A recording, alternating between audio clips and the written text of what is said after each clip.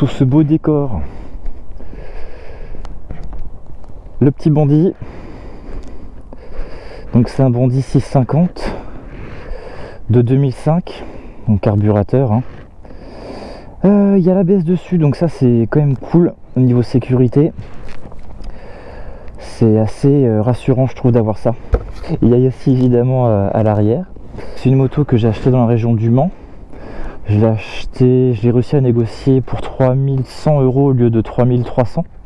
Et là, je l'avais eu à 23 000 km. Et là, on en est à presque 25 000. Ouais, comme quoi ça passe vite. Franchement, elle est vraiment belle. Hein. Elle est vraiment... Forcément, c'est moi qui l'ai achetée, donc du coup, je la trouve super jolie, c'est normal.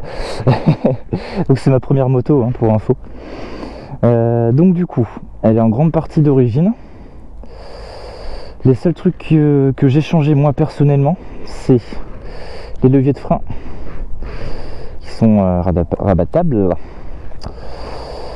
J'ai posé les petits liserés de jantes rouges avec le petit logo bandit là. Il y a des endroits où je me suis un peu chié d'ailleurs. Bon, ça reste pas trop dégueulasse dans l'ensemble quand même si c'est pas parfait. Après, moi je suis pas un pro, hein, donc mais bon, non, franchement, je trouve que ça rend pas trop dégueulasse, hein. Les petits liserés rouges comme ça, c'est tout ce qui a été modifié pour ma part. Ensuite, donc ce qui a été modifié de base, hein, c'est le guidon, les embouts de guidon. Et du coup, le pot d'échappement. Alors le pot d'échappement, on dirait un d'origine, mais c'est pas le cas. C'est-à-dire que en fait, c'est un pot d'origine qui est issu d'un autre bandit en fait, parce que la moto a chuté. Et donc du coup, en fait, le mec s'est vautré sur le côté droit, il a dû faire une glissade. Et donc du coup, en fait, le pot a été changé. Tout le côté droit a été raflé. D'ailleurs, on voit, il y a encore des petits indices ici. Et aussi, il y avait à ce niveau-là. Je sais pas si vous voyez, là en fait ça a été repeint. Là aussi on voit. On revient au pot d'échappement. Le pot d'échappement en fait, c'est-à-dire que vu qu'elle avait chuté, le pot en fait avait tapé sur une partie en fait qui est ici. Je sais pas si vous voyez, je sais pas si on verra bien à la caméra, mais en tout cas il y a on voit il y a une zone où sur le bras oscillant, le pot a tapé en fait lors de la chute. Ce qui explique aussi ce pourquoi le guidon et les embouts de guidon ont été changés. Mais du coup, sinon la moto est vraiment saine. Donc bon, après c'est pas un foudre de guerre, hein. Elle est bridée en A2, donc 34 chevaux pour 230 kg. Ça va, c'est pas un missile, hein. C'est pas un avion de chasse, mais bon, pour débuter, franchement, ça suffit amplement. Et mine de, vu que c'est un modèle carburateur, bah, il y a quand même un petit peu de patate. Il en soit, franchement, ça, je trouve ça hyper bien pour commencer, quoi. Par la suite, donc, effectivement, quand vous allez chercher votre première moto, moi, mon gros défaut, ce qui m'est arrivé, c'est que j'étais hyper excité, j'étais super content, j'étais un peu totalement euphorique, on va dire.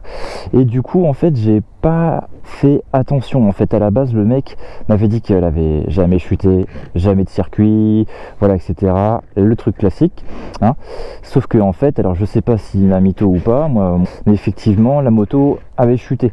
Et donc du coup, il y a des points qui paraissent évidents, quoi. Déjà, ne serait-ce que le guidon et les embouts de guidon, bah, ça paraissait évident. Enfin, c'était hyper suspect, quoi. Et du coup, j'ai pas pris mon temps pour me poser des questions et me dire bon bah voilà, est-ce que, etc. Bon, au final, sur le coup, bah, chez Suzuki, à la concession, elle me dit qu'elle était super saine, franchement, qu'il n'y avait aucune inquiétude. Et du coup, bah, donc ça le fait, ça va, ça reste une très bonne moto et elle est vachement bien, quoi. Qu'est-ce que je peux vous dire de plus? Bah, on va faire écouter le petit bruit, hein, qu'elle fait. Oh, le floutage artificiel commence à se barrer, donc on va passer au bruit.